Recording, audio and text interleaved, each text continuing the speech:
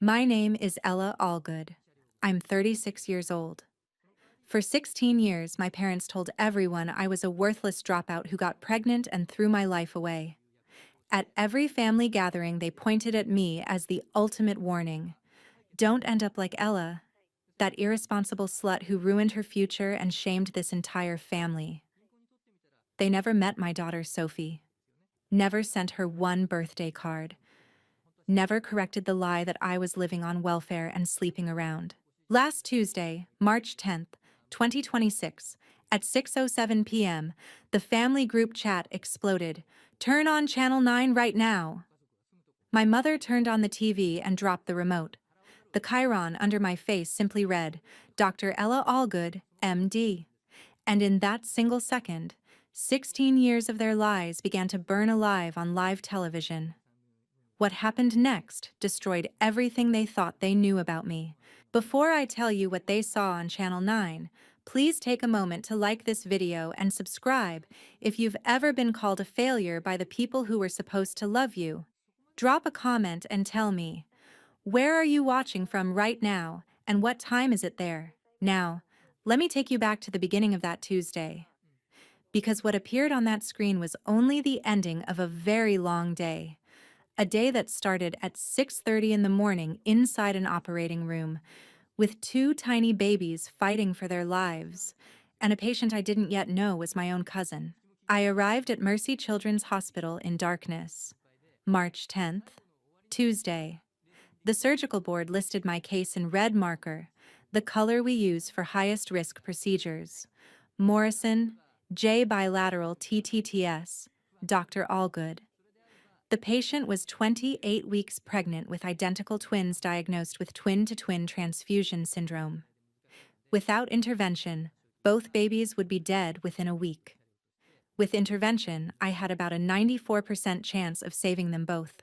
My resident was already scrubbing when I walked into the pre-op area. Chief, this is your 32nd TTTS case, right?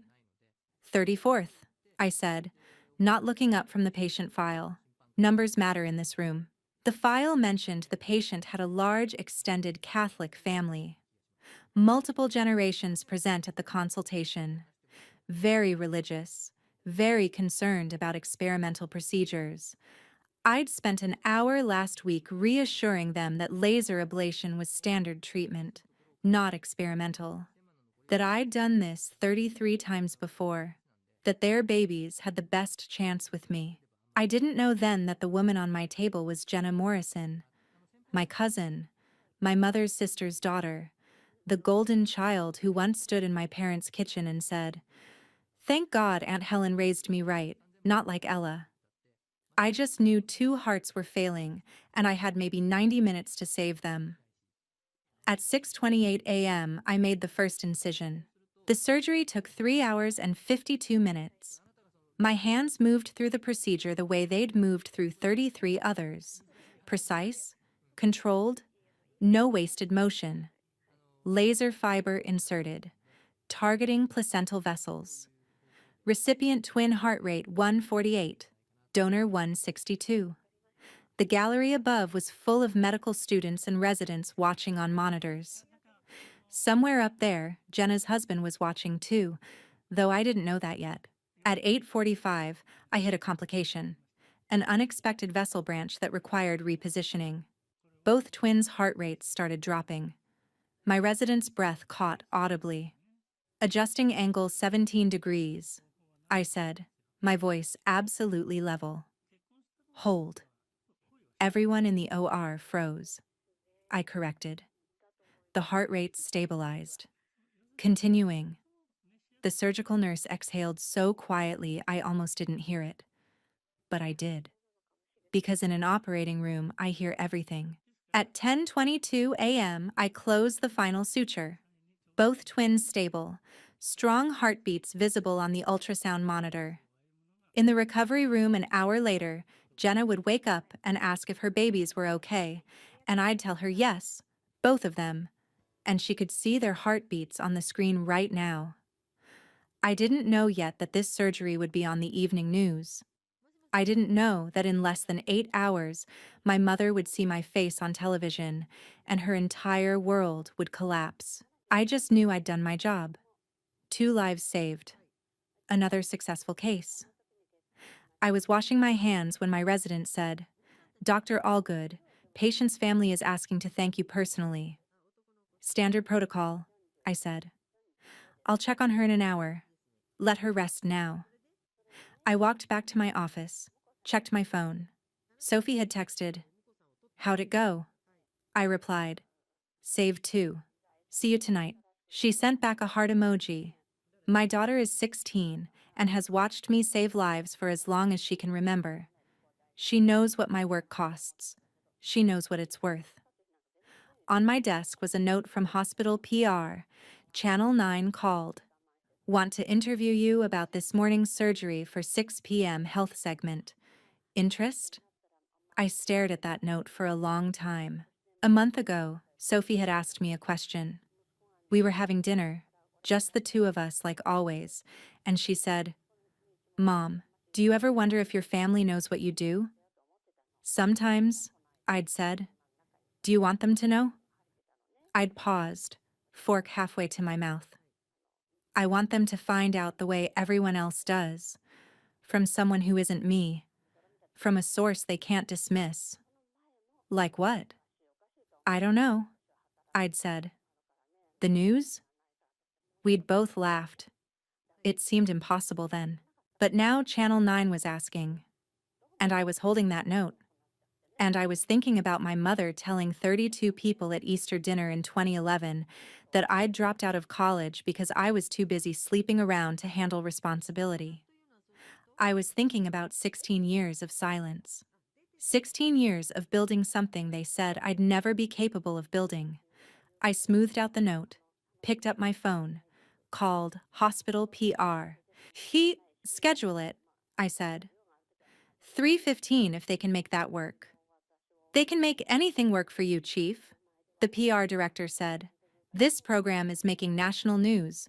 You're a star." I wasn't a star.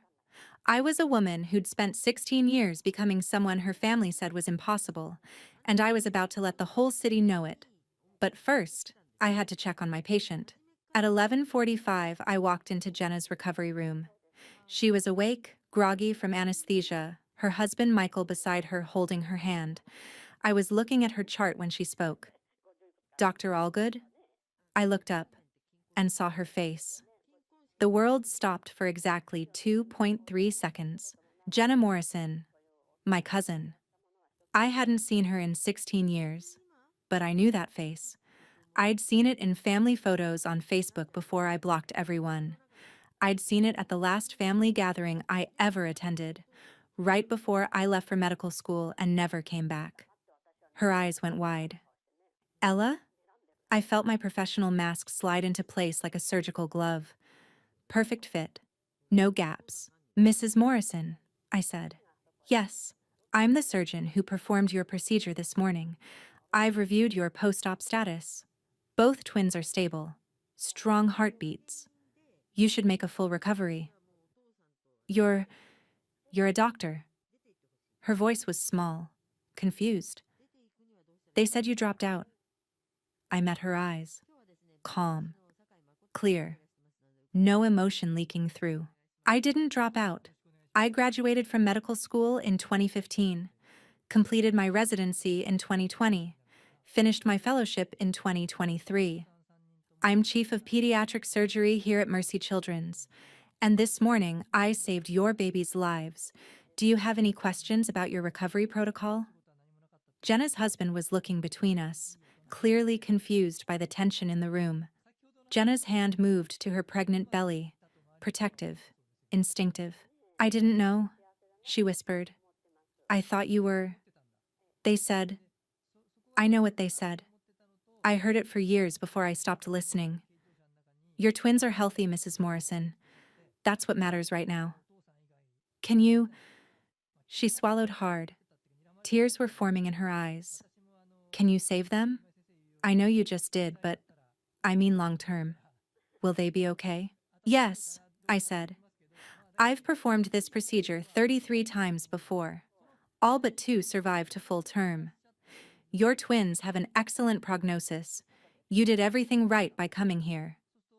She was crying now, full tears. Michael handed her a tissue, his face bewildered. I'm sorry, Jenna said, for everything, for all the times I didn't defend you, for believing them, for being part of that. I could have said a lot of things in that moment. I could have said I forgave her. I could have said it didn't matter. I could have said we could talk about it later. Instead, I said, you're my patient right now. Your babies are my priority. Everything else can wait until they're safe. Okay? She nodded, wiping her eyes. Okay, she whispered. I made notes in her chart, confirmed her follow-up appointment schedule, gave Michael instructions for the next 48 hours, and then I walked out of that room with my spine absolutely straight and my hands absolutely steady. In the hallway, I stopped, leaned against the wall for exactly 5 seconds, breathed. Then I went back to my office and confirmed the Channel 9 interview for 3:15, because if Jenna knew, the rest of the family would know soon. And I wanted them to hear the whole truth. Not from Jenna's confused retelling, not from whispered phone calls, not from me defending myself, from the news, from a source they couldn't dismiss or spin or ignore. But before any of that, I need to tell you how I got here. Because the woman who saved Jenna's twins that morning didn't appear out of nowhere. She was built, piece by piece, over 16 years of impossible choices and impossible work. And it started in my parents' kitchen on a Saturday afternoon in April 2010 when I was 20 years old and 2 months pregnant. I'd called home Friday night, asked to come home for the weekend. Something in my voice made my mother ask, "What happened?" "I need to talk to you both in person," I'd said. The silence on the line lasted 8 seconds. I counted. Then, "Come home Saturday, 2 p.m. Your brothers will be at basketball." She knew. She already knew. I drove the 6 hours from my college to their house. Walked in through the kitchen door at exactly 2 p.m. My parents were sitting at the kitchen table, waiting. That table was oak, heavy, solid. It had a knot in the wood grain near the edge that I used to trace with my finger while I did homework. I traced it that day too, while I told them I was pregnant. My mother's face went white. My father stood up, started pacing. "How could you be so careless?" Those were my mother's first words. Not, "Are you okay?" Not, "What do you need?" Just, "How could you be so careless? So reckless?" "I'm keeping the baby," I said. "Don't." My mother's voice was sharp. "Don't even finish that sentence in this house." My father sat back down, put his hands flat on the table. "Who's the father?" "He's gone. Graduate school in Oregon. It was brief." "Brief." My mother's laugh was bitter. "You threw away your entire future for brief." "I didn't throw anything away. I'm going to—" "You're going to what? Raise a baby alone? Work minimum wage? Go on welfare? Is that the plan? I'm going to finish school. I'm going to medical school. I'm going to—" My father stood up again, left the room, came back with his checkbook, sat down and wrote something, slid it across the table.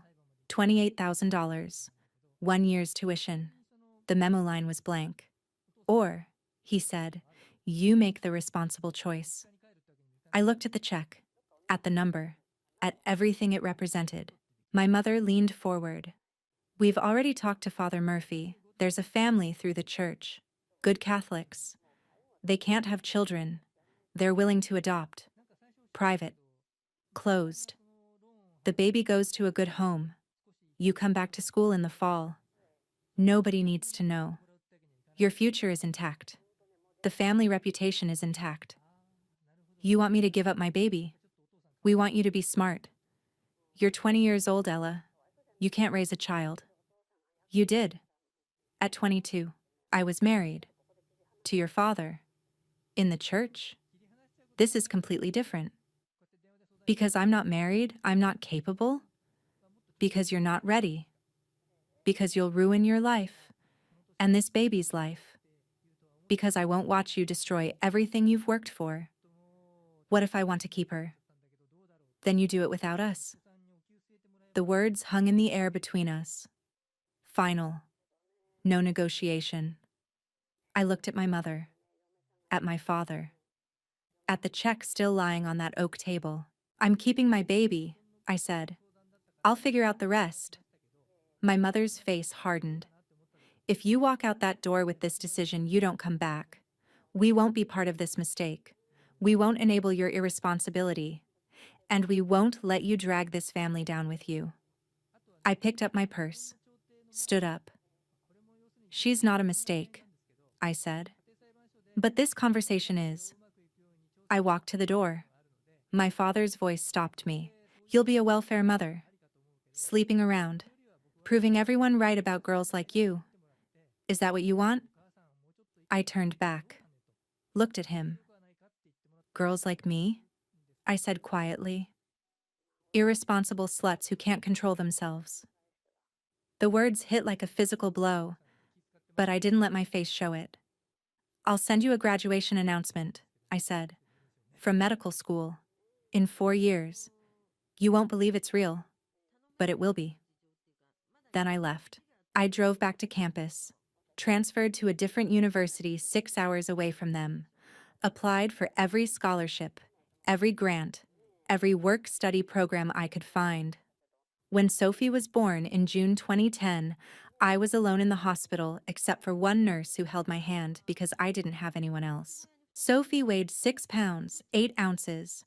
She had my nose and my eyes and my stubborn chin. And when they put her in my arms, I made her a promise.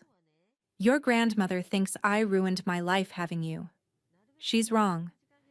You're the first thing I've done that actually matters, and someday I'm going to prove it. Not to her. To you. 11 months later, Easter 2011, my mother hosted the family gathering.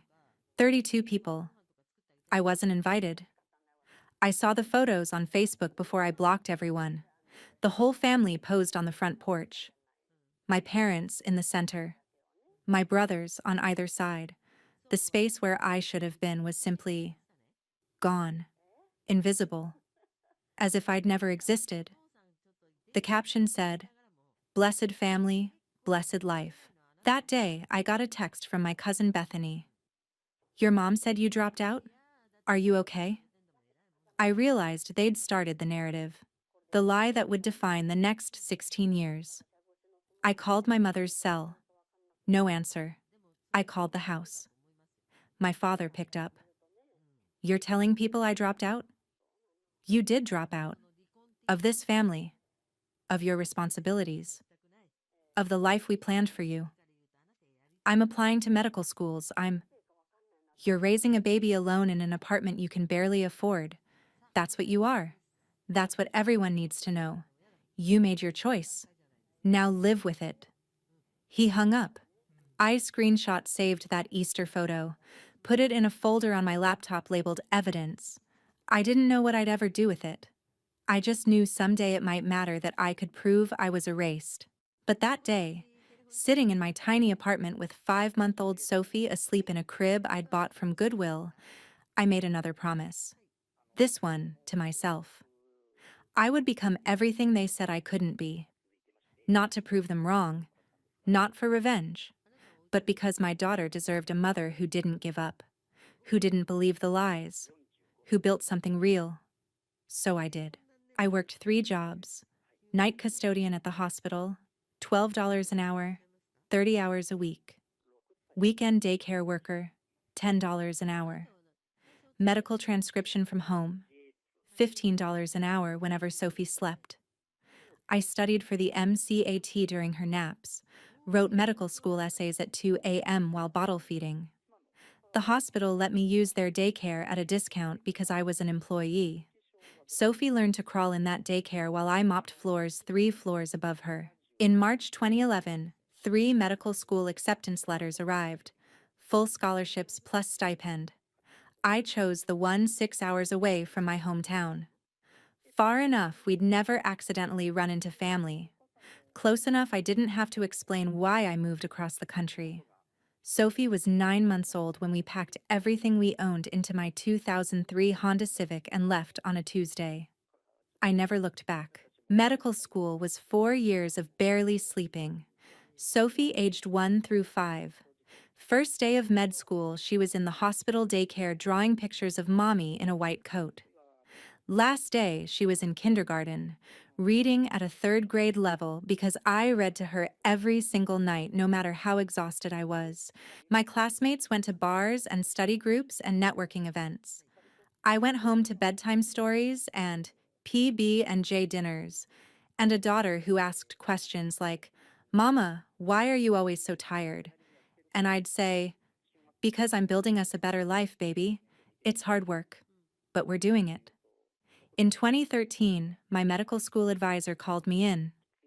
"Ms. Allgood, your board scores are exceptional, but your participation in extracurriculars is minimal." "I have a 3-year-old, I said. "I understand, but residency programs look for well-rounded candidates. I'm raising a child alone while maintaining a 3.9 GPA. That's pretty well-rounded." She didn't know what to say to that. I graduated medical school in May 2015. Sophie was 5.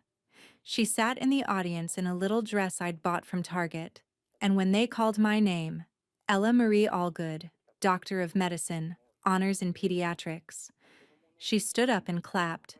3 rows back, an older couple looked at each other, confused. They had the same last name. They'd driven 2 hours to see their nephew graduate. They didn't realize that was me. The girl they'd been told dropped out 16 years ago. They never made the connection. Then came residency. 5 years, 80-hour work weeks. Sophie aged 5 through 10. I slept 4 hours a night. Sophie learned independence too early. She'd make her own breakfast, pack her own lunch, do her homework at the kitchen table and check it herself because I was at the hospital. My neighbor, Mrs. Patterson, helped with childcare. $600 a month I could barely afford. But she loved Sophie like a granddaughter, and Sophie loved her back. In 2017, Sophie called me at the hospital during my 32nd hour of a shift. "Mama, when are you coming home?" "I don't know, baby. Maybe morning." "You said that yesterday." I closed my eyes, leaned against the hospital corridor wall. "I know, I'm sorry. Can Mrs. Patterson stay with you?" "She's here." "Mama, are you saving someone?" "Yes." "Okay. Save them good." That's when I knew she understood. 7 years old, and she understood that sometimes the work matters more than sleep. That saving lives meant sacrifice. That we were building something bigger than just us. In 2018, Sophie's 4th-grade teacher assigned an essay. "What does your parent do?" Sophie wrote, "My mom is a doctor. She saves babies. Sometimes she's too tired to save herself, but she does it anyway. She's the bravest person I know." The teacher called me, concerned about that middle sentence. I promised Sophie was fine. I was lying. We were both exhausted. But we were making it. I wasn't chosen for chief resident in 2019. They picked a male colleague with identical scores. The program director mentioned personality fit. I knew what that meant. I didn't fight it.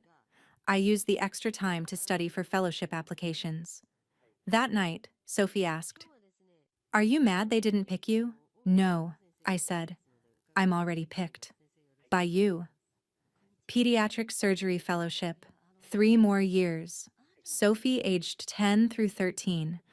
We were finally finding our rhythm. My hours became slightly more manageable. Sophie was old enough to understand what I did in detail now. She started reading my medical journals. Not because I asked her to, because she wanted to understand why I was never home. In 2022, she asked me, "Mom, can I watch one of your surgeries?" "Sophie, it's intense. Blood, small spaces." "I know. I've been reading your journals." She gestured to the stack on our coffee table. Graduate level material. She was 12. You've been reading those? I want to understand what you do. Can I watch? I showed her a video of a successful TTTS laser ablation. 48 minutes of surgery. She watched the entire thing without looking away. Afterward, she said, "Mom, you're like a superhero, but real." That's when I knew. She didn't just accept my absence, she honored it. I completed my fellowship in June 2023. The program director mentioned me in his speech. Dr. Allgood has shown us what's possible when skill meets determination. She's going to change prenatal surgery. Sophie, 13 years old, whispered, "Do you think your parents know what you did?" I whispered back, "No, and I don't care anymore." She whispered, "Liar." I smiled. "Yeah, a little." In January 2024, at age 34, I was promoted to Chief of Pediatric Surgery at Mercy Children's Hospital, youngest in the hospital's history. The plaque outside my office read, "Ella Allgood, MD, Chief of Pediatric Surgery, Director of Prenatal Intervention Program." Sophie took a photo of it on her phone. I asked why. "For when I need to remember what's possible," she said. I built that prenatal surgery program from the ground up, recruited the best team, established protocols. In the first year, we handled 89 high-risk pregnancies. We saved 168 babies. The local medical journal ran a profile, a small mention in the state medical board newsletter. Nothing that would reach my family 6 hours away in a different media market. Nothing they'd ever see unless they were looking. They weren't looking. In February 2026, 1 month before everything changed, Sophie asked me during dinner, "Mom, do you ever wonder if your family knows what you do now?" "Sometimes." "Do you want them to know?" That's when I said it. I want them to find out the way everyone else does. From someone who isn't me. From a source they can't dismiss. We'd laughed about the news thing, but I'd meant it. Every word. On February 28th, a high-risk OB called my office. Urgent referral. Twins, 26 weeks. TTTS diagnosis, deteriorating fast. Patient was devoutly Catholic, anxious about experimental procedures. The referring physician mentioned the patient had a large extended family who wanted to be involved in decision-making. My assistant scheduled the consultation for March 3rd. Patient name, Morrison, Jennifer. I Googled her out of habit that night. LinkedIn profile appeared. Teacher at St. Catherine's Elementary. Graduated from the same Catholic university my parents always praised. Married to Michael Morrison, also a teacher. The wholesome life my mother always wanted for me. The life I'd rejected when I chose Sophie. The consultation was March 3rd, 2 p.m. I walked into the exam room expecting routine patient interaction. The woman turned around. "Jenna." We stared at each other. She stammered, "Dr. Allgood? You're the surgeon?" I slid into professional mode like armor. "Mrs. Morrison, yes. I'm Chief of Pediatric Surgery. Your OB referred you for prenatal intervention. I've reviewed your ultrasounds. Your twins are in critical condition.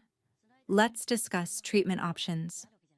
The consultation lasted 45 minutes. I explained the procedure, the risks, the benefits, my success rate. She asked, "Have you done this before?" 33 times. All but 2 survived. Your twins need intervention within 10 days or you'll lose both. She was crying. "Can you save them?" I met her eyes. "Yes, that's what I do." She whispered, "I'm sorry. For before. For everything. We can talk about that after your babies are safe. Right now, we schedule surgery." We scheduled it for March 10th, 1 week away. That week, I told Sophie about the patient. Not her name at first. Then I admitted, "It's my cousin. The one whose mother told everyone I was a failure." "Are you going to tell them?" About me?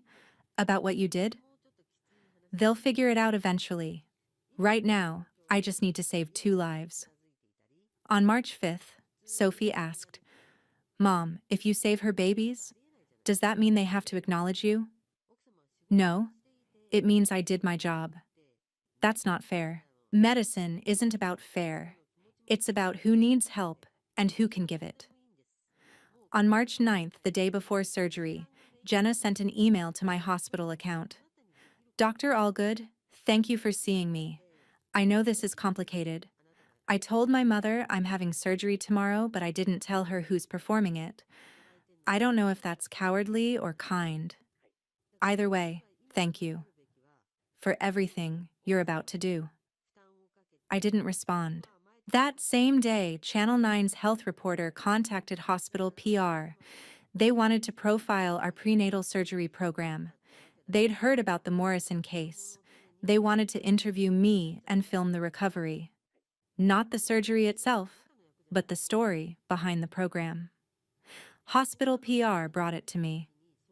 It's good exposure for the program, but if you're not comfortable, what would they ask about? The procedure, your background, how you got into prenatal surgery, maybe your journey to becoming chief. My journey. That word hung in the air. Schedule it for after the surgery, I said, if the twins survive. When the twins survive, you've never lost a TTTS case. There's always a first. Schedule it tentatively. I'll confirm after. That night, I called Sophie, told her about the interview. Are you ready for that? She asked. I don't know, but I'm doing it anyway. Mom? Yeah? I'm proud of you, even if they never are. I cried quietly in my car before driving home. That's all that matters, I said. And then it was March 10th. Tuesday, 6:30 a.m., 2 dying babies, a patient who was my cousin, a surgery that would save their lives, and 8 hours later, a news broadcast that would destroy 16 years of lies in 90 seconds of live television. The surgery was textbook perfect. Both twins stabilized. Jenna woke up in recovery asking if they were okay. I showed her the heartbeats on the monitor. She cried. Her husband held her hand, and I walked out of that room knowing that in a few hours I'd sit down with a news crew and tell them everything. Channel 9 arrived at 2:30 p.m. Jessica Chen, the health correspondent, was professional and warm. They set up in a hospital conference room. Positioned lights. I changed from scrubs into professional attire. Sophie texted, "You've got this, Mom. Tell them everything." The interview started at 3:15. Dr. Allgood, you performed your 34th twin-to-twin transfusion syndrome surgery this morning. Both babies are stable. Can you walk us through what makes this procedure so challenging? I explained the medical details, technical, precise, the work I'd trained 16 years to do. You're one of the youngest chiefs of pediatric surgery in the state. That's remarkable. What drove you to this specialty? I paused. This was the moment. The moment I could keep it professional, keep it safe, keep the wall up, or I could tell the truth. I became a mother at 20, I said. I was in college, pre-med, and suddenly I understood what it meant to be responsible for a life. That clarity never left me. Jessica's eyes widened slightly. You were a mother at 20? Did you continue your education? Yes. I graduated medical school, completed residency and fellowship, all while raising my daughter, Sophie. She's 16 now. She wants to study medicine. That must have been incredibly difficult. It was impossible, I said, which is why I did it anyway. The interview lasted an hour. They got what they needed. Jessica said, "This airs tonight at 6 p.m. It's a powerful story, Dr. Allgood." It's just medicine, I said. No, she said. It's a lot more than that. Your family must be very proud. I smiled. It didn't reach my eyes. I'll find out tonight. I went home. Sophie was already there, having taken the bus from school. We made dinner together. Pasta, garlic bread, normal, routine. Except we both knew what was coming at 6 p.m. At 5:45, we sat down on the couch. The same couch we'd sat on for 16 years of movie nights and homework sessions and conversations about everything except my family. Are you nervous? Sophie asked. A little. Do you think they're watching? If they're not now, someone's calling them. At 6 p.m., Channel 9's evening news began. We waded through the lead stories, local politics, weather. Then the health segment, Jessica's voice.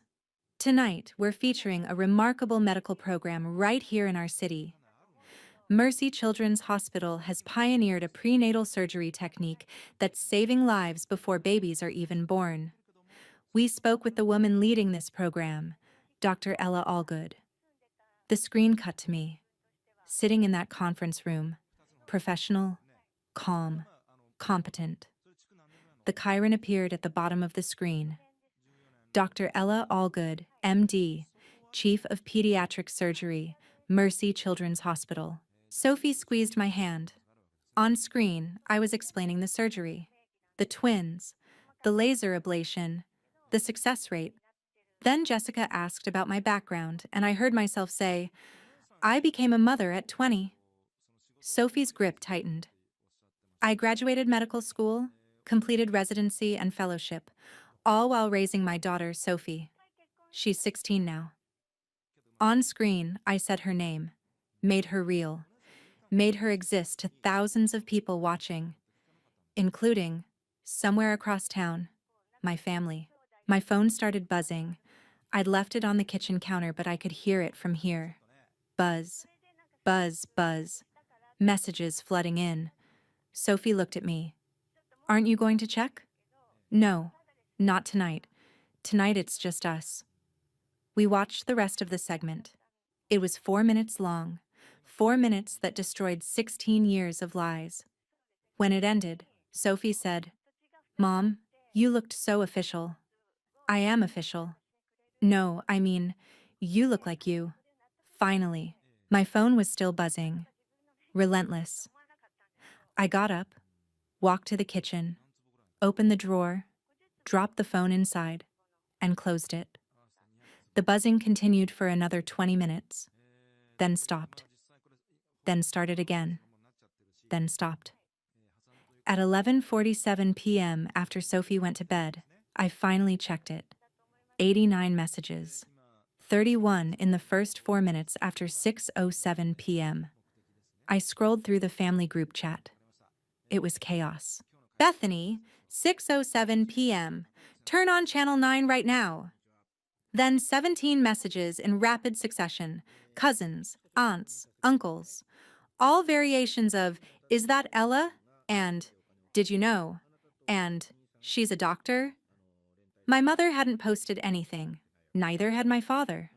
But I had 12 missed calls from my mother's cell, 6 from my father's, 2 from each of my brothers, 3 from my grandmother's assisted living facility, 6 voicemails. I listened to the first one. My mother's voice, 11:42 p.m.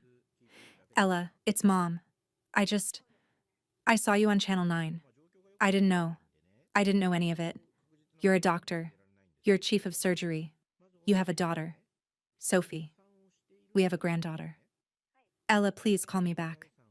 I need to explain. We need to talk. Please. I'm so sorry. Her voice broke. The message ended. I deleted it without finishing. The second voicemail was my father, stilted, formal. Ella, this is your father. We saw the news. We need to discuss this. Please call. Deleted. My brothers both left awkward messages, not sure what to say. Just, hey, saw you on TV. Call us. Deleted. The last voicemail was my grandmother Rose. A nurse was helping her. Her voice was shaky with age. Ella, dear, it's Grandma. The nurse is helping me call because my hands don't work so well anymore. I saw you on the television. You were always the smartest of all my grandchildren. I should have said that when it mattered. I'm 92 now. I don't know how much time I have left. I'd like to meet your daughter before I go.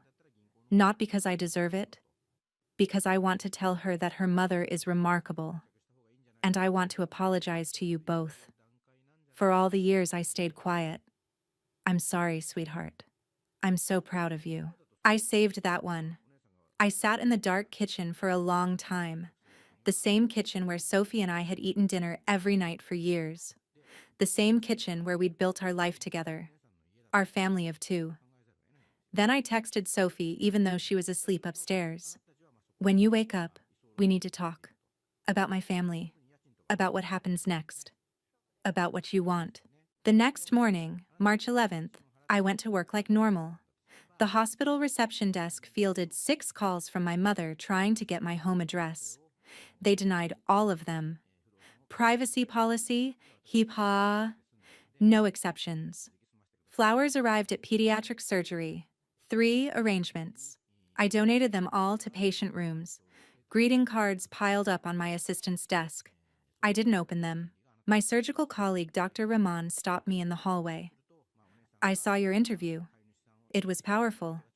Your family must be thrilled. My family didn't know I was a doctor until yesterday. He stared at me. I'm sorry, what? Long story. They thought I dropped out 16 years ago.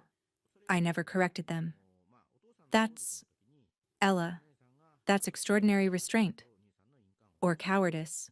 Depends on the day. No, he said. That's strength.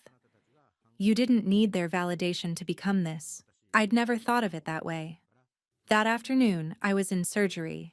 A routine procedure, nothing like the Morrison case, when my resident mentioned, Dr. Allgood, there's a woman in the waiting room claiming to be your mother. She's been here since 7 a.m. Security asked if you want them to remove her. I didn't look up from the surgical field.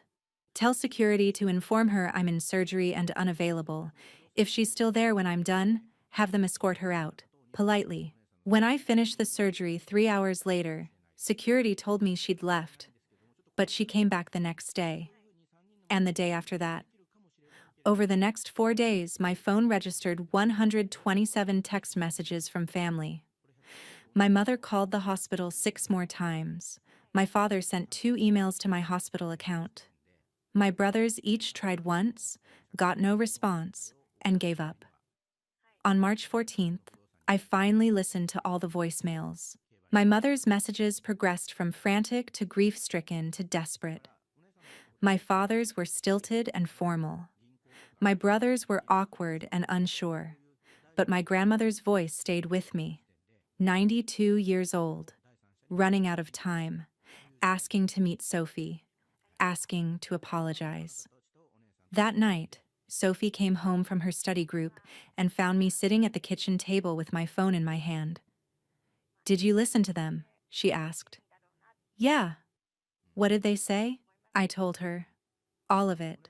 The apologies, the desperation, the requests to meet her, the claim that they didn't know. What do you want to do? Sophie asked. I don't know. What do you want? She sat down across from me. 16 years old, the daughter I'd raised alone, the daughter they'd never met. Do you want to forgive them? She asked. I don't know. Forgiveness isn't the same as reconciliation. I can forgive them and still never let them back in our lives. What's the difference? Forgiveness is for me. It's letting go of anger. Reconciliation is for them. It's letting them back in. I'm considering the first. I'm not sure about the second. What about your grandmother? I paused. She's different. She's old. She's running out of time. And she taught me things my parents didn't. How to be kind even when people aren't kind back. Do you want me to meet her? Only if you want to. Sophie thought about it. I want to. But not your parents. Not yet. Maybe not ever. Okay, I said. That's your choice. And I'll protect that choice. The next day, March 15th, my mother was waiting in the hospital lobby when I arrived. Security had called ahead to ask permission. I agreed to 15 minutes in a private conference room. I hadn't seen my mother in 16 years. She was 58 now, thinner than I remembered, gray hair, lines around her eyes that hadn't been there before. But when she looked at me, I saw myself. The same eyes, the same nose, the genetic mirror I couldn't escape. She tried to hug me. I stepped back. We can sit and talk. We sat across from each other at a conference table, the same kind of table where I met with families to discuss their children's surgeries, where I delivered good news and bad news and always maintained control. You look so much like me at your age, she said. I know. I see it every day. Ella, I don't know where to start. I'm so sorry. We were wrong. About everything. You were. But sorry doesn't undo 16 years. I know. I know that. But I need you to understand. We thought we were protecting you. From what? My own daughter? My own future? My own choices? From the judgment. From the difficulty. From throwing your life away on. Don't finish that sentence, I said quietly. Sophie is not a mistake. She never was. My mother was crying now. I know. I can see that now. I saw it on TV. You became everything we said you couldn't, and you did it without us. Yes, I did. Can I meet her? Sophie? Can I meet my granddaughter? No. Please. I know I don't deserve it, but you don't. And she doesn't deserve to meet someone who spent 16 years pretending she didn't exist. You don't get to be her grandmother because you feel guilty now. Ella, please. You had 16 years. You chose reputation over her. Over me. That's not something you fix with an apology. She was sobbing. Full, wrenching sobs. What can I do? To make this right? I looked at her. This woman who gave birth to me, who raised me, who taught me to pray and tie my shoes and set a table, who also called me an irresponsible slut and told everyone I was a worthless dropout sleeping around on welfare. Nothing, I said. There's nothing you can do. I built a life without you. Sophie and I are a family without you. That's not going to change. So you'll never forgive me? I didn't say that. But forgiveness doesn't mean you get access to my life. It means I'm not carrying your choices anymore. I stood up. The meeting was over. She didn't move, just sat there crying. I walked to the door, turned back. You should go now, I said, and don't come back to my hospital. I left her there. That same week, the social consequences for my parents became public. The church bulletin ran an article about my achievement. Parishioner's daughter honored for medical achievement. My parents were notably absent from Mass that Sunday for the first time in 30 years. My mother's friends from the Women's League called her, asked questions. Why didn't you mention your daughter is a doctor? Why didn't you tell us about your granddaughter? My father's colleagues at work asked similar questions. Neighbors stopped them to say they'd seen the news. Everyone wanted to know the same thing. Did you know? They couldn't say yes without admitting they'd ignored their daughter's success for 16 years. They couldn't say no without admitting they'd been completely out of their daughter's life for 16 years. Either answer made them look terrible. The lie they'd built to protect their reputation was now destroying it. On March 16th, I took Sophie to meet my grandmother, Rose. She was in a wheelchair at the assisted living facility. 92 years old. Frail, but lucid. When she saw Sophie, she cried. You look like your mother did at your age, Rose said. Same eyes. Determined. Mom says I have your nose, Sophie replied. Rose laughed. The all-good nose. It's distinguished, not pretty, but it lasts. She looked at me. I'm sorry I wasn't there. When you needed family. You taught me everything that mattered before that, I said. How to pray. How to be kind. How to stand up straight even when you're scared. Did you use any of it? All of it. especially the standing up straight part. Rose looked at Sophie. Your mother is the strongest person in this family. She always was. I should have told her that 16 years ago. We stayed for an hour.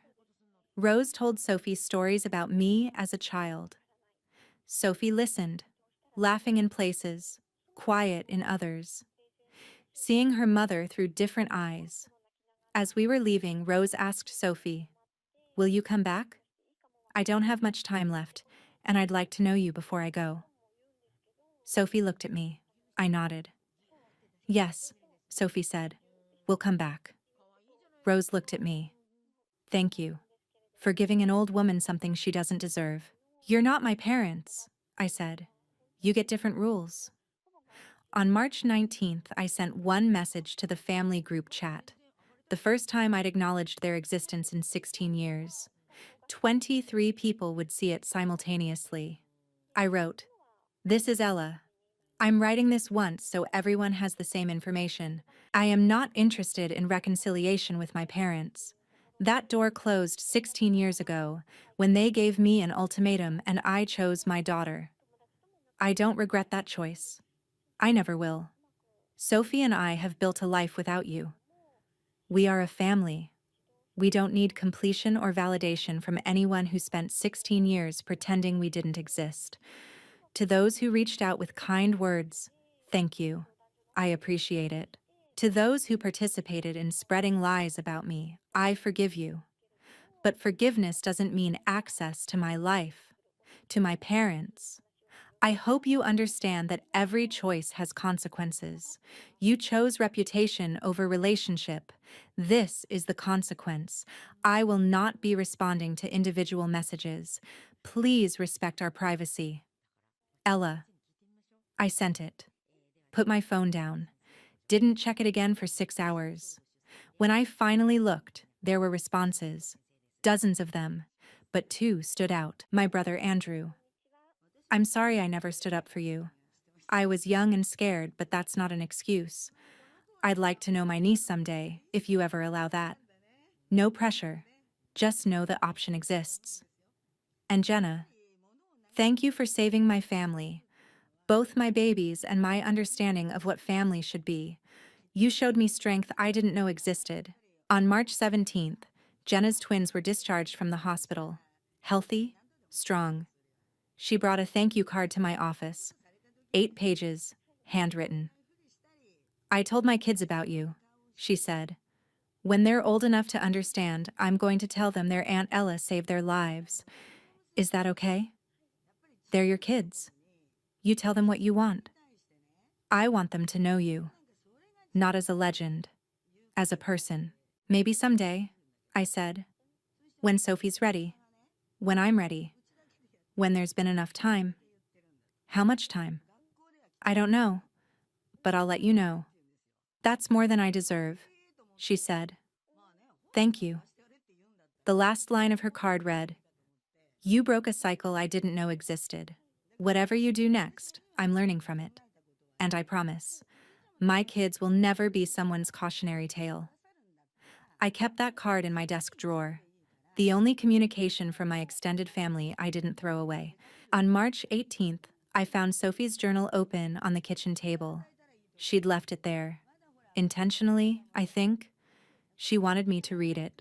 The entry said, "Mom said forgiveness doesn't mean reconciliation. I didn't understand that until this week. I thought forgiving someone meant letting them back in. But Mom showed me it means letting go of what they did, so it doesn't keep hurting you.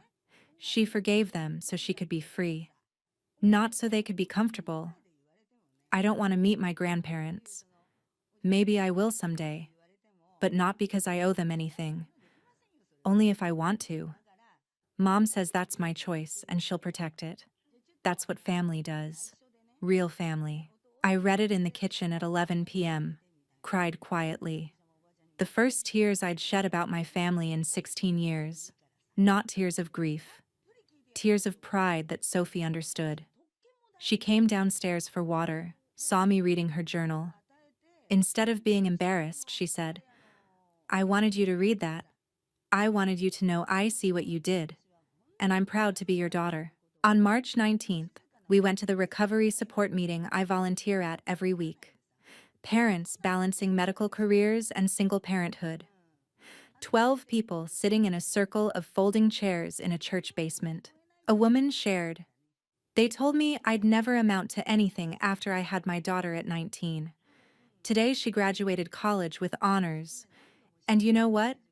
I don't need them to apologize. I don't need them to say they were wrong. Because my daughter knows I was right. That's all that matters." Sophie squeezed my hand. I almost spoke, almost shared my story. But some stories don't need words. Some stories are already told. Walking to the car afterward, Sophie asked, "Mom, if you could go back and change anything, would you?" I didn't hesitate. "No. Every hard thing led to you. I wouldn't trade that for anything." On March 21st, Friday morning, I had a new patient consultation, high-risk pregnancy. The woman asked, "Are you the surgeon from the news?" "Yes, I am." "Good," she said. "I want someone who fights for their patients the way you fought for your life." I smiled. That's exactly what I do. During the consultation, my phone buzzed. A text from Sophie. She was at school, but she'd sent a photo. College brochures, pre-med programs. The caption, "Following your footsteps. Love you, Mom." I texted back between patients, "You don't have to follow my path. You can make your own." Her response, "I know, but I like your path. You built it yourself. That's what I want to learn how to do." Me. Then I'll teach you. Not how to be me, how to be you. Without anyone's permission. Sophie. Already learned that. I had a good teacher. I have a photo on my desk now, taken the morning after the broadcast. Sophie and me. Both exhausted, both smiling, both free. It replaced the empty frame that sat there for 16 years. Sometimes I think about my mother watching that news broadcast, the moment the Chiron appeared. The moment she realized she had a granddaughter she'd never met, and a daughter who became everything she said was impossible. Sometimes I think about my father hearing my voice on television explaining prenatal surgery. Calm, professional, authoritative, nothing like the scared 20-year-old he called an irresponsible slut. Sometimes I think about all 32 people from that Easter photo seeing me on their screens and realizing the space where I should have been was never empty. I was just building something they couldn't see. Something they'd never believe until someone else told them it was real. But mostly I think about Sophie, my daughter, my North Star. The reason I kept going when I had $3 in my bank account and 4 hours of sleep, and no idea how I'd make it through medical school. The daughter they said I'd ruined my life for. She didn't ruin my life. She gave me one. And that's something my parents will never understand. That's something they lost the chance to understand 16 years ago when they put a check on a kitchen table and asked me to choose. I chose Sophie. They chose reputation. I built a family. They built a lie. And on March 10th, 2026, at 6:07 p.m., that lie burned alive on live television while my daughter and I sat together on our couch in the home we made and watched it happen. They want reconciliation now. They want to meet Sophie. They want to be part of the life they said I'd never have. But here's what they don't understand. I already have a family. Sophie and I built it together. Every impossible day. Every exhausted night. Every moment they said I'd fail. We built it without their permission, without their money, without their approval. And we don't need them to complete it. Forgiveness doesn't mean access. Healing doesn't mean reconciliation. And family isn't the people who share your blood. Family is the people who stay. The people who believe in you when you're 20 years old and pregnant and terrified. The people who watch you become a doctor while sitting in a daycare waiting room. The people who read your medical journals at age 12 because they want to understand why you're never home. Family is Sophie, my grandmother Rose, who apologized when it mattered. My colleague, Dr. Rahman, who called my 16 years of silence extraordinary restraint instead of cowardice. The parents at the recovery meeting who understand that sometimes impossible is just another word for necessary. Family is not the people who erased me from photos and told everyone I was a worthless dropout sleeping around on welfare while I was putting myself through medical school with a baby on my hip. Those people had 16 years to know me. They chose not to. That's on them, not me. And now they get to live with that choice the same way I lived with mine. The difference is, I chose love. They chose reputation. I chose my daughter. They chose a lie. I chose to build something real. They chose to destroy something they never tried to understand. So no, they don't get to meet Sophie. They don't get to be grandparents. They don't get to sit at our table and pretend the last 16 years didn't happen. Because they did happen. Every day of them. Every moment I worked 3 jobs and studied until 3 a.m. and chose my daughter over everything they said mattered. Those years made me who I am. Chief of Pediatric Surgery, the woman who saves babies before they're born, the mother who showed her daughter that impossible, is just the starting point. My parents don't get to benefit from the person I became after they told me I'd be nothing. That person belongs to Sophie, and to me, and to every patient whose life I save, and to every parent at that recovery meeting who needs to know it's possible. That person does not belong to the people who called me an irresponsible slut and dropped me from family photos and told 32 people I was a worthless failure. They don't get her. They never will. And that's the consequence of their choice. My name is Ella Allgood. I'm 36 years old. I'm Chief of Pediatric Surgery at Mercy Children's Hospital. I'm the mother of Sophie, who is brilliant and kind and everything I could have hoped for. And I built this life from nothing. No family support, no safety net, no one believing I could do it except me and one tiny infant who became a 16-year-old with college brochures and her mother's determination. That's my story, not the story my parents told, not the story my family believed. This one, the real one. And it ends with Sophie and me, together, strong, unbreakable. That's all the ending I need.